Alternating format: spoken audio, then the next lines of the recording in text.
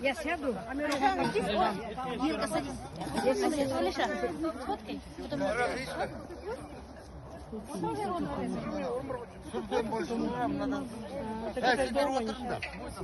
Ты попроси уже баласну, пусть сфоткает.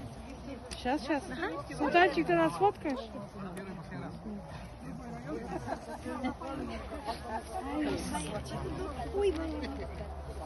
Ал ассалаумағалейкум, құрметті қауым, жиналған бүгін себебіміз бәріңіз білесіз. Ағалар, құдағилар, бөтен адам бүгін жоқ.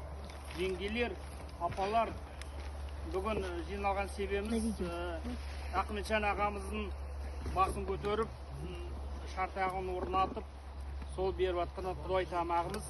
Содан кейін мал сойылған бүгін, білесіз, біздің ата-бабаларымыз, әкеміз Қозбай, Бексұлтан Қозбайұлы, Теміржан Бексұлтанұлы, Мұқаш Бексұлтанұлы, Шайзат Бексұлтанқызы, Бақытжан Бексұлтанұлы, Батырбек Мұқашұлы, сол әруақтарға беріп атқаны Құдай тамағымыз. Сіздерге бәріңізге осылай уақыттарын бөліп келгеніңізге мыңда рахмет. Алла тағала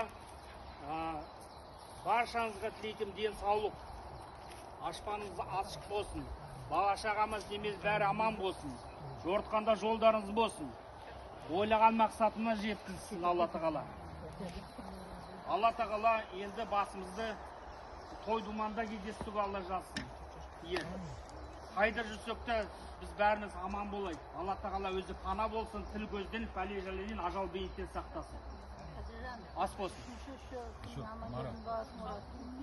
Оны бүгін кешірім сұраймын, ініміздің басын көтеріп атқан иесі ұмытып қалдым, кешірім. Мұрат. Мұрат Аманжолдың баласы, Амангелді баласы басын көтеріп атыр. Сода бәрі Алла тағала қабыл болсын.